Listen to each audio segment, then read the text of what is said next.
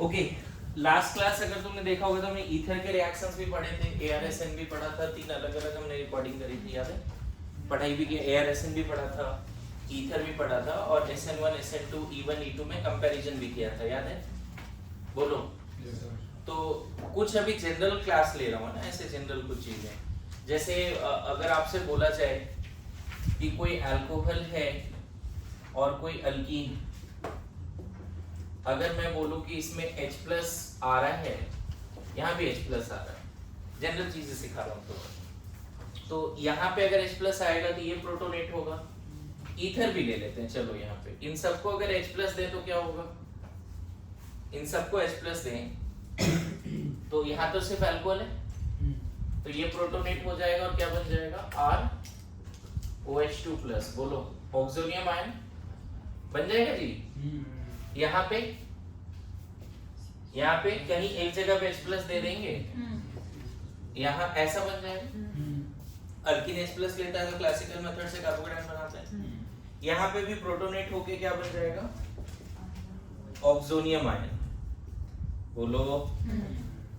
Generally इसका तो छोड़ो, ये तो highly less reactive functional group है। अगर मैं R1 R2 एंड R3 पे बात करूं रेट का, इन तीनों में रेट का बात करूं, तो ऐसा देखा गया है डेटा बेस्ड कि ये सबसे स्लो होगा, क्योंकि एनसीईआरटी ने लाइन लिख रखा है कि ether extremely less reactive. Exact line क्या है एक बार पढ़ो, ईथर को लेके ऐसा लिखा है कि least reactive among all functional group, ऐसा लिखा है। मतलब अल्कोहल और ईथर में अगर कोई पूछ दे कि कौन ज्यादा रिएक्टिव है ना, ईथर का वही HX के साथ रिएक्शन, ठीक है, मिला। ईथर अल्कोहल में नहीं, ईथर में जाना है, और इधर है और हाँ देखो क्या लिखा है, Ethers are the least reactive of the functional groups. The cleavage of CO मतलब बहुत सारे फंक्शनल ग्रुप में लीस्ट रिएक्टिव है। और एक लाइन फिर से, cleavage of CO bond in ethers takes place under drastic conditions with excess of hydrogen halides. बड़ी समझ में आ रहा है। तो अब बात होता है कि इस अगर रेट कंपेयर करें तब तो हमें पता चल रहा है क्या है कि ये तो लीस्ट रिएक्टिव है, इसका रेट स्लो होगा। इवन देखो एसिड बेस रिएक्शन फास्ट ही होता है, हर जगह एसिड बेस रिएक्शन है, लेकिन इन सब में हम बोलेंगे इसकी प्रोटोनेशन सबसे स्लो होगी। इन दोनों का प्रोटोनेशन ऑलमोस्ट सेम होता है, ऐसा बोला जाता है, मतलब R1 R2।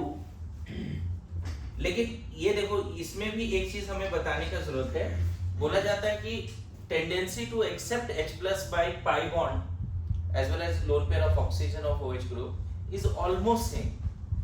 फिर कैसे डिसाइड करें कि ये प्रोटोनेट होगा या ये प्रोटोनेट होगा, ऐसी वाली बात हो जाती है।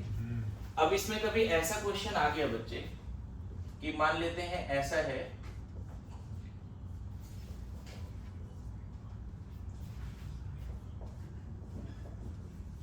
ऐसा क्वेश्चन आ गया और इसमें HBr ऐड करना है, ठीक है। अब देखो एक ही कंपाउंड में OH भी है, अल्कीन भी है। अगर हम इसको प्रोटोनेट करके हटा देते हैं तो ये प्रोटोनेट करके हटा, Br यहाँ आ सकता है, या फिर अल्कोहल का HX के साथ रिएक्शन, अल्कोहल का HX के साथ रिएक्शन बताया। और अगर हम यहाँ प्रोटोनेट करें तो यहाँ पे H, यहाँ Br आ सकता है। मतलब इसकी दो आंसर पॉसिबल है। क्या क्या पॉसिबल है बताओ? 2 bromobutanol। एक तो ये बच्चे कि ये प्रोटोनेट करके हट के यहाँ Br आ गया, बोलो अगर SN1 के थ्रू चलता है ये हटता, क्या क्या आंसर हो सकता था इस क्वेश्चन का? 3 bromobutanol। इधर इंटरनल अटैक हो सकता है। एक मिनट, हाँ वो सारे पॉसिबिलिटी लेके चलते हैं इस क्वेश्चन में। एक बार फिर से इस क्वेश्चन को देखते हैं, है ना।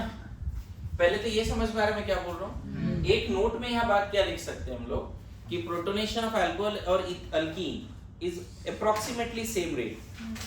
लेकिन अब डिसाइड कैसे होगा कि अल्कीन पहले होगा या फिर ये पहले होगा अल्कोहल? तो इसमें बोलना कि जिसके प्रोटोनेशन के बाद स्टेबल कार्बोकेटायन बने वो पहले कर दो।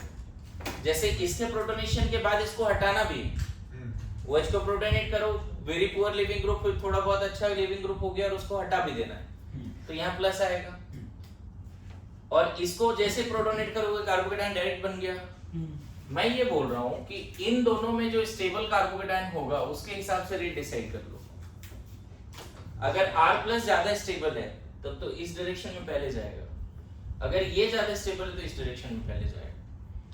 मैं बोल रहा हूं अल्कीन की प्रोटोनेशन के बाद कार्बोकेटायन बनता है, अल्कोहल को प्रोटोनेट करते हो और उसको निकाल भी देते हो इस ग्रुप को तो भी कार्बोकेटायन बनता है। मैं बोल रहा हूं ये दोनों का रेट ऑलमोस्ट सेम।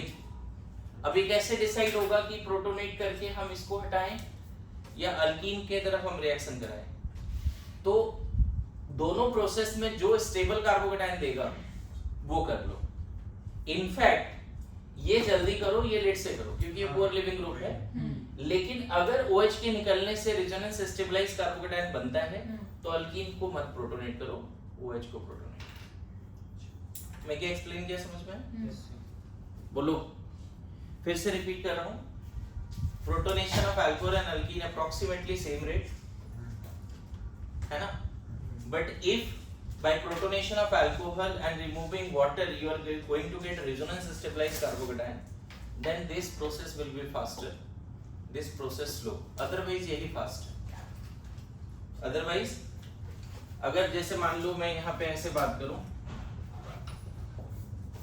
इधर ध्यान देना, उस क्वेश्चन को बाद में डिस्कस करते हैं। अगर इस केस में बोला जाए कि H प्लस क्या करने वाला है,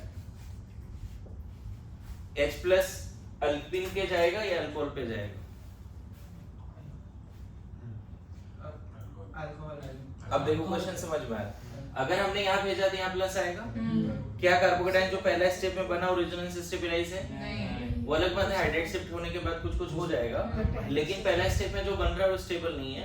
यहाँ प्रोटोनेट किया तो बेंजाइल बन गया, तो एलाइड बन गया, है ना। तो जनरली आपको कौन सा कार्बोकेटायन बनाना चाहिए? कैसे डिसाइड हुआ ये बात समझ में आई जी? अगर OH ग्रुप के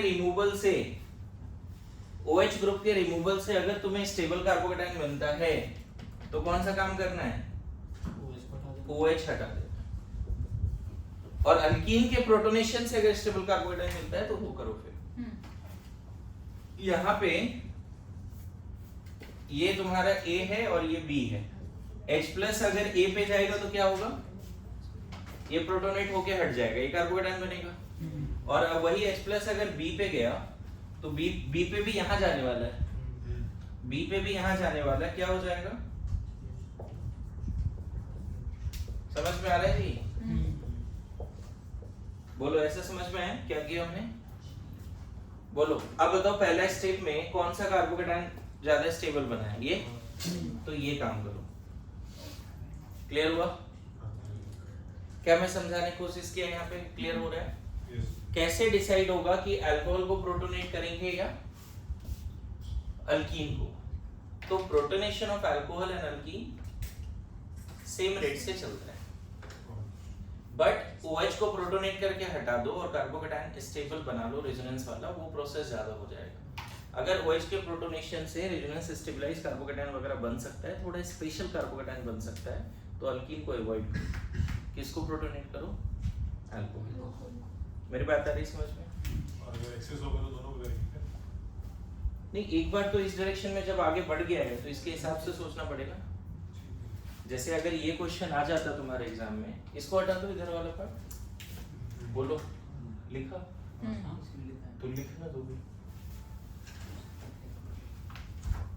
देखो अगर ये क्वेश्चन आ जाता तुम्हारे एग्जाम में कि इसका आंसर बताओ अगर इसको हम HBr से रिएक्शन करा रहे हैं, है ना, वन इक्विवेलेंट ही लिखा रहता तो यहाँ भी आ गया। आया समझ में? अच्छा मजेदार बात क्या है पता है? एक प्रोडक्ट ये भी बन जाएगा। TCP नहीं वो नहीं है, TCP ये मत बोलो, लेकिन ये जरूर है कि जैसे ये हटा यहाँ प्लस आया तो वो रेजोनेंस होके बन सकता है। ये वाला जैसे ही हटा बच्चे, H प्लस आने के बाद ये हटा तो ये वाला कार्बोकेटायन बना, और यहाँ अगर रेजोनेंस करोगे तो ये वाला कार्बोकेटायन भी तो बनेगा।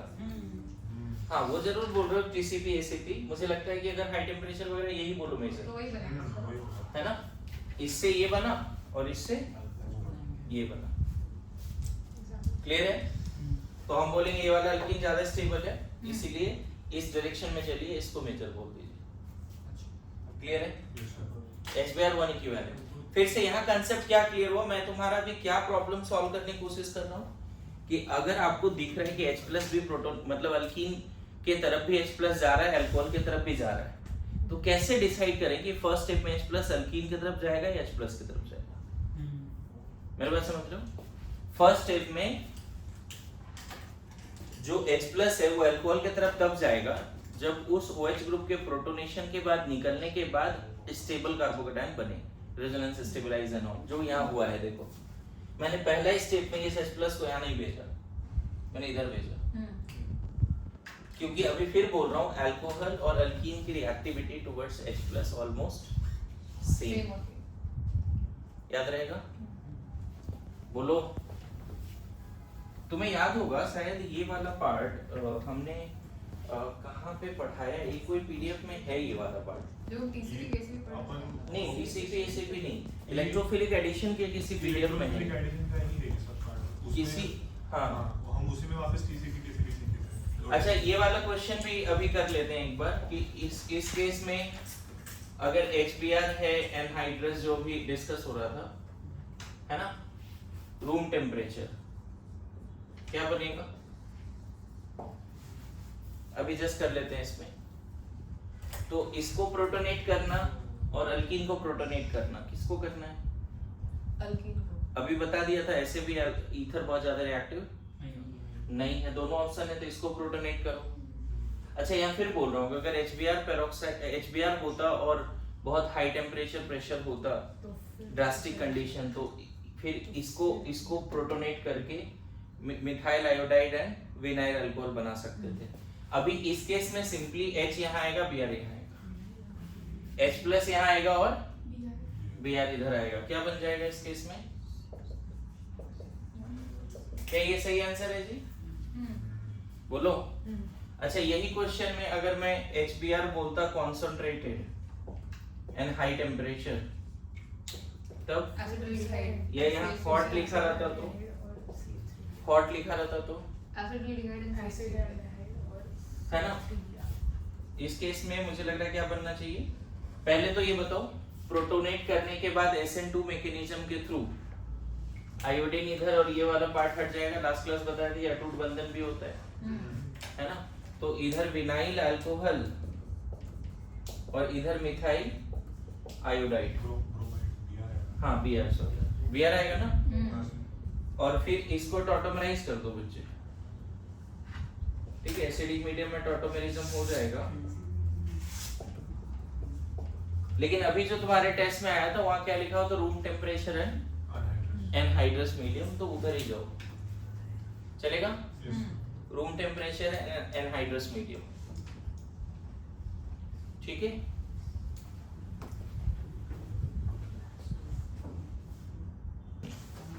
इसमें ये लाइन लिख लो, मैं चाहता हूं लिख लो, if removal of OH group can give a resonance stabilized C+, then protonate first OH group, else C double bond C will be protonated.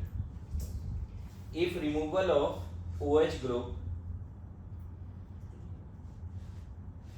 if removal of OH group can give a resonance stabilized carbocation, then protonate first OH group, else C double bond C will be protonated. Else C double bond C will be protonated. Board पे जो लिखा है सब लिख लिया तुमने ना? जैसे एक क्वेश्चन और देता हूँ, इस केस में डिसाइड करना इस पॉइंट के बेसिस पे क्या होगा। मान लो तुम्हें ये क्वेश्चन दे रहा हूँ, ऐसा है और यहाँ H+, बस H+ है कैटलिस्ट, तो फाइनल प्रोडक्ट क्या बनना चाहिए?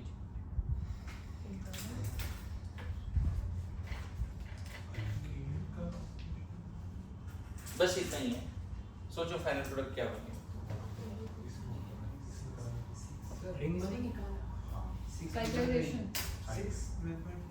एसिड कैटलाइज रिएक्शन है। इसमें सबसे पहले ये डिसाइड करना पड़ेगा इसको प्रोटोनेट करके हटाएं या अल्कीन को प्रोटोनेट करें। अल्कीन को करेंगे। तो इसको प्रोटोनेट करने का तो यहाँ प्लस आएगा इसको हटाने के बाद। क्या वो कार्बोकेटायन रेजोनेंस स्टेबलाइज बनना? नहीं। अच्छा यहाँ पे प्लस आया 1 डिग्री कार्बोकेटायन, यहाँ प्लस आया 2 डिग्री बनेगा। पता है न्यूक्लियोफिलिसिटी या बेसिक स्ट्रेंथ ना OH ग्रुप और अल्कीन का ऑलमोस्ट सेम होता है।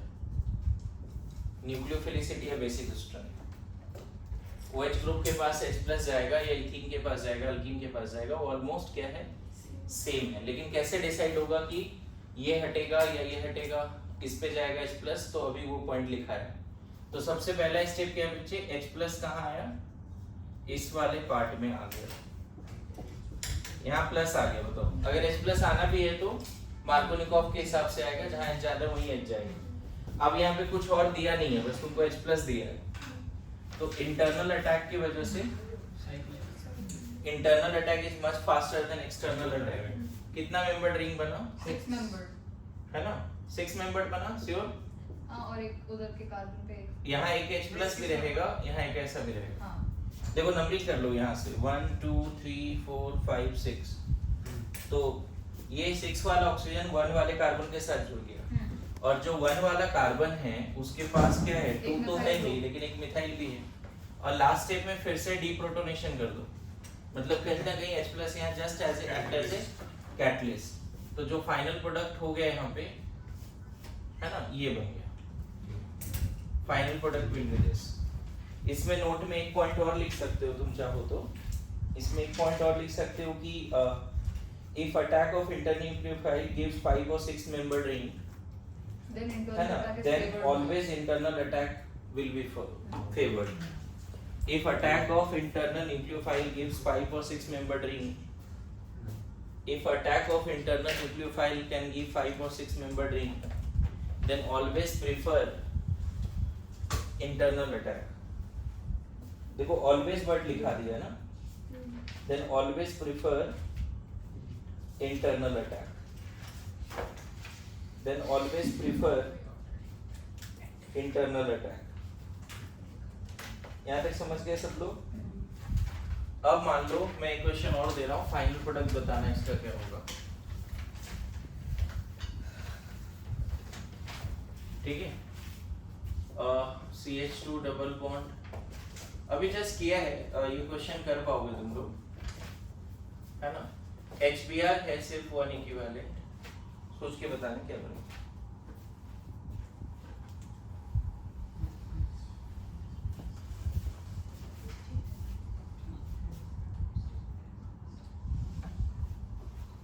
दो विनाइल ग्रुप जुड़ा हुआ है और एक बीच में, सब जगह 4 बॉन्ड ही है ना, 5 तो नहीं हो गया, ठीक है। ट्राई करो इस क्वेश्चन को।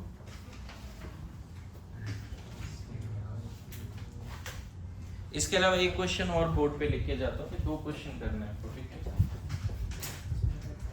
ध्यान रखना ये चेक कर रहे हैं आपको,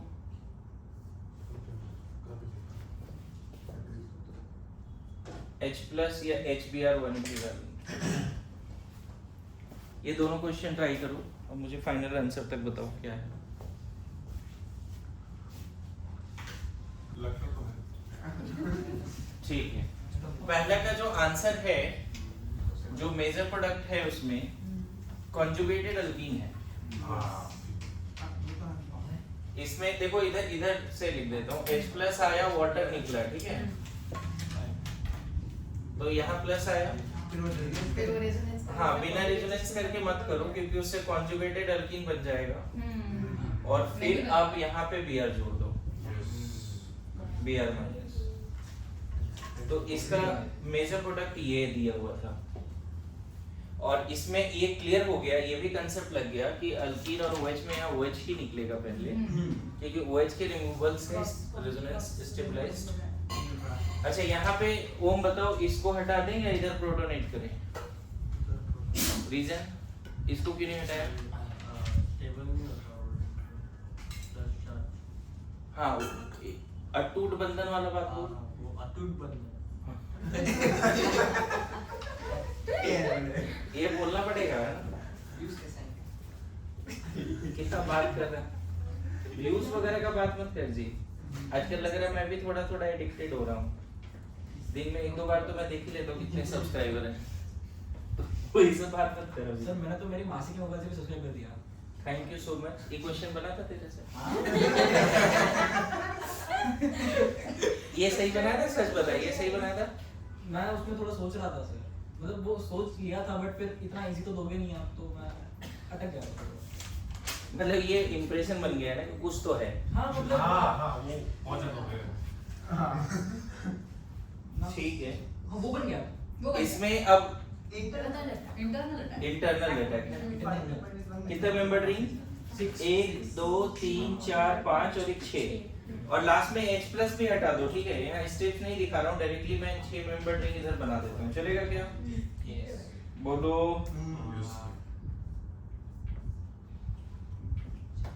देखो तो ये है शायद आंसर, करेक्ट आंसर ये।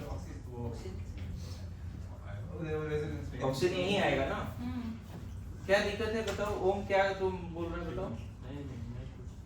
ऐसा नहीं है क्या? अरे इस वाले कार्बन पे एक बाहर तो मिथाइल भी है ना, और इधर कितना 1 बॉन्ड 2 3 4 5 और एक नया OC बॉन्ड बनेगा। समझ में आ रहा है? ठीक है, तो ऐसे ही 2-4 क्वेश्चन डिस्कस कर दिया आप लोगों को। अब आगे का टॉपिक पढ़ा देता हूँ ना, जो लास्ट क्लास में बोला था उसको डिस्कस कर दिया। इसमें जैसे कुछ कैरेक्टर का जो बात कर रहा था उसको थोड़ा बता देता हूँ, है ना? कुछ उसमें पहला चीज ये होता है कि कोई भी टेस्ट के लिए रोना धोना बंद करो।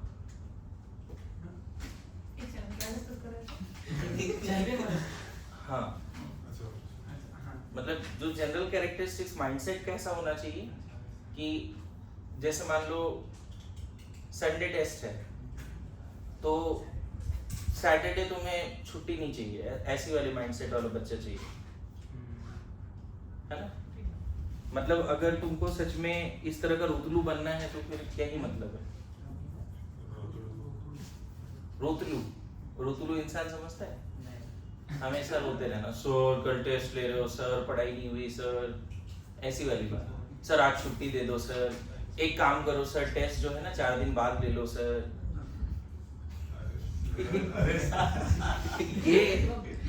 ये सारी चीजें डायरेक्टेड लग रहा है सर किसी की तरफ। ये सारी चीजें बंद करनी पड़ेगी तुम्हें, है ना? माइंडसेट बहुत अच्छी होनी चाहिए।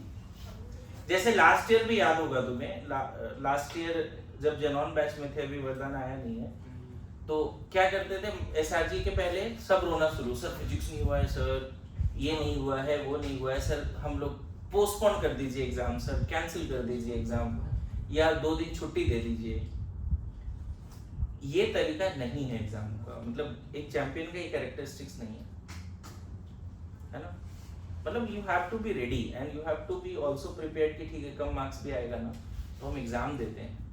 और कभी तुमने पढ़ा है ना वो टॉपिक, तो उस समय इतना शानदार पढ़ना चाहिए जब तुमने पढ़ा है फर्स्ट टाइम, है ना?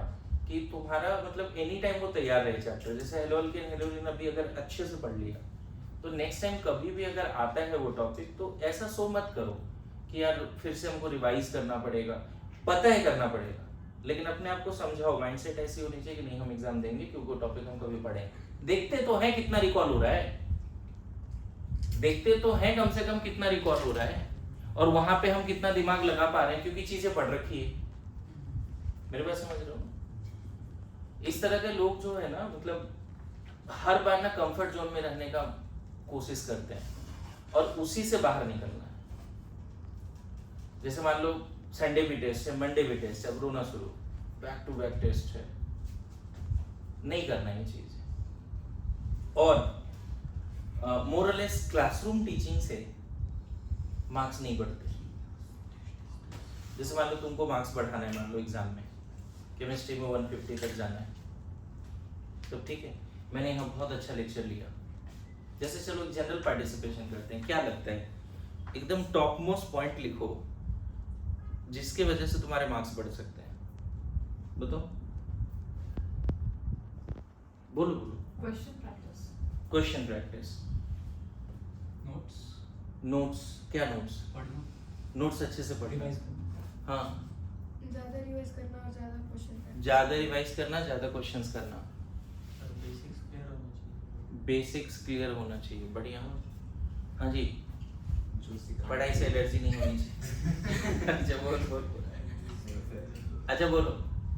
जो सिखाया हुआ है वो घर जाके वापस एक बार पढ़ना चाहिए। ये डिस्कशन मैं चाहता हूँ सब लोग पार्टिसिपेट कर लो, थोड़ा सा मैं हेल्प कर दूंगा।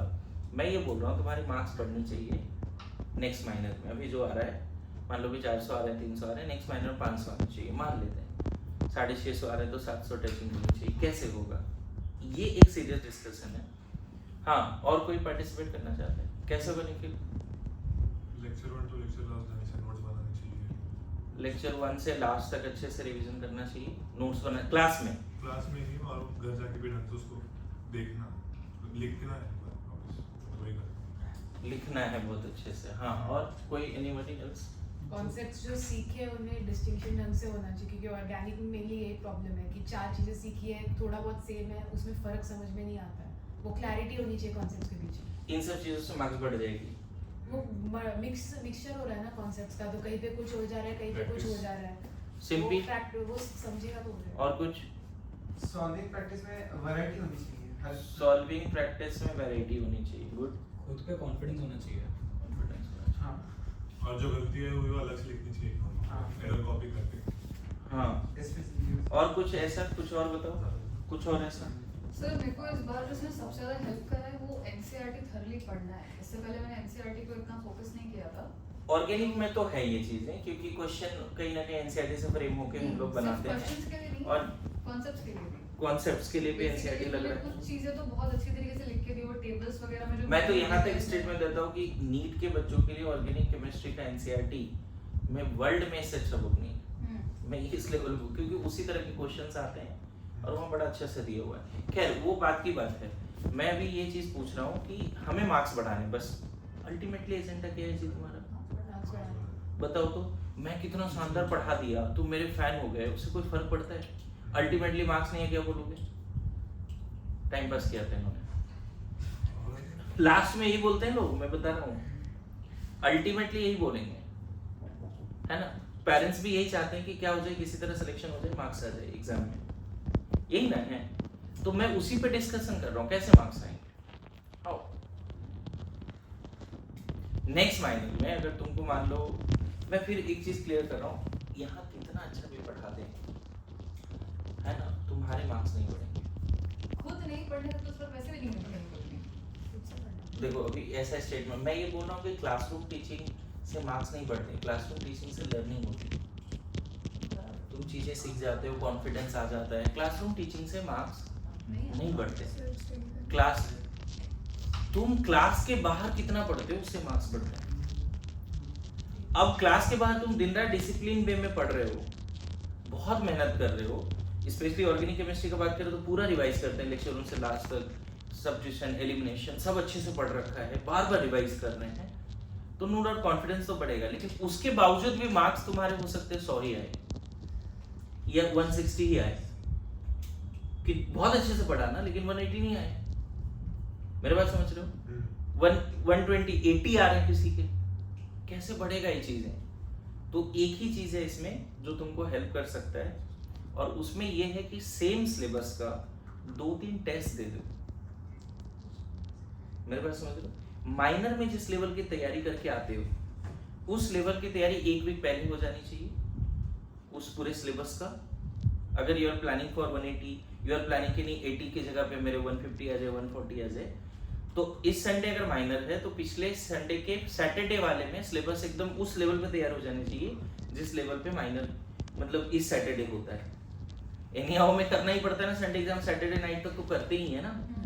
तो हमारी 1 वीक पहले ही सिलेबस हो जानी चाहिए, और एग्जैक्टली उसी तरह से होनी चाहिए जैसे हमने माइनर के लिए तैयार किया है, और उसी दिन सेम सिलेबस का एक टेस्ट दो, है ना। तू जो बोल रहा है ना सीपी की varieties of question, varieties of question her book से करने से तुम्हें नहीं समझ में आएगा। तुम जब कर रहे हो तो परफॉर्मेंस नहीं है, लर्निंग है। तुम जैसे ही एकदम अच्छी तैयारी कर लिया, तुम क्या करो, टेस्ट दे दो उसी समय।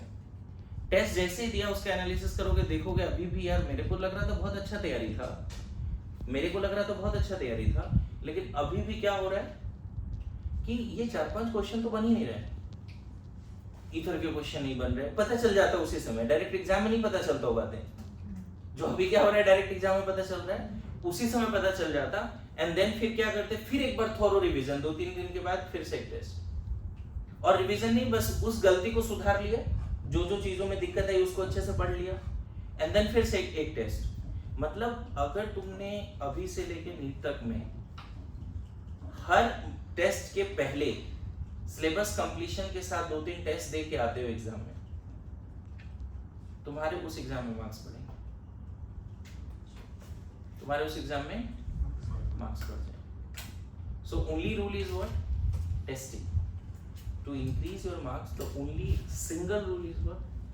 Testing. Test yourself, challenge yourself. हम दिन रात पढ़ते हैं लेकिन चैलेंज कहाँ करते हैं यार? हम नहीं चैलेंज करते कि चलो ये 50 क्वेश्चन है जेईई मेंस का, हेलो अल्केन हेलोरिन का, चलो करते हैं सॉल्व, एज ए टेस्ट देते हैं। और जैसे तुम चैलेंज करते हो, टाइमर लगा के परफॉर्म करने की कोशिश करते हो, पता चलता है कि उसमें 40 में से 30 ही बने, 10 नहीं बने। वो 10 के फिर थ्योरी रिवाइज किया। तो ऐसे 4-5 बुक कर लो, मतलब ऐसे बुक्स रखो, डीपीपी रखो ऐसे, जिसमें तुम टेस्ट दे सको।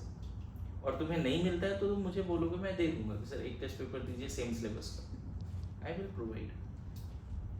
समझ में आ रहा है? तो कैसे मार्क्स बढ़ेंगे? टेस्टिंग से। टेस्टिंग से। और क्लासरूम में मार्क्स नहीं बढ़ेंगे, तुम्हारे सेल्फ डिसिप्लिन इन सब तरीके से किसी तरह से मार्क्स नहीं बढ़ेंगे। तुम कितना डिसिप्लिन है, दिन रात पढ़ रहा है, सब रिवीजन कर रहा है, उससे भी मार्क्स नहीं बढ़ेगा। तुम्हारा जो लेवल है, थ्रेशोल्ड ऑलरेडी आ चुका है, तुम्हारा थ्रेशोल्ड आ चुका है 650 660, ये थ्रेशोल्ड है। वहां से ऊपर कैसे जाए? वहां से ऊपर सेम सिलेबस का उस एग्जाम से पहले 3-4 टेस्ट देने से कम 2। मतलब तुम्हारे पढ़ाई में, डिसिप्लिन में अपने आप को चैलेंज करने वाला बात आ गया तो तुम्हारा थ्रेशोल्ड बढ़ेगा। मेरी बात समझ रहे हो? मैं जो सिंपल सोचो कि कोई 100 मीटर भागना है, 10 सेकंड रिकॉर्डेबल रिकॉर्ड है, उसने उसको अचीव कर लिया, ठीक है। अब उसको कैसे क्रॉस कर सकता है वो? फिर से खुद को चैलेंज करना है, 9 सेकंड लगा के 9 सेकंड में करके दिखाते हैं। लेकिन दिन रात उसको लग रहा है 10 सेकंड में हो रहा है, चलो भागते हैं, ठीक नहीं होगा ना। तो तुमको, और एक चीज, 3 घंटे के लिए पेपर, तुम्हारे पास 3 घंटे नहीं है पेपर के लिए। मेरे हिसाब से तुम्हारे पास हार्डली 2 आवर या 2.5 आवर है वो सारे क्वेश्चंस के लिए। 3 घंटे में तो भाई बबल करके सबमिट कर देना है। हमको पूरा पढ़ना है, समझना है। तो यहाँ पे भी एक चैलेंज लो आने वाले एग्जाम्स में कि हम 2.5 घंटे में कंप्लीट करें, 2.5 आवर में कंप्लीट करें। मतलब बहुत लोग तो ऐसे सोचते हैं। मैं देखो फिर उनके लिए बोल रहा हूँ जिनको लगता है नहीं हमको 720 करना है, 2.5 घंटे में चैलेंज लो, इस टेस्ट में 2.5 आवर में ट्राई करते हैं। समझ गया? तो जो थोड़ा सा बफर टाइम मिलेगा उसमें जो 5-10 क्वेश्चन ऊपर नीचे होता है, वहाँ से ही कॉल ले पाओगे। अदरवाइज तुम एग्जैक्टली 3 आवर डॉट में कंप्लीट करते हो तो 5-7 क्वेश्चन तो रह गया ना तेरा। कहाँ 720 सोच रहे हो? कभी नहीं होगा, रह गया वो। फिर 2 घंटे में पेपर हो जाए तो और अच्छी बात है। और नीट का पेपर हो सकता है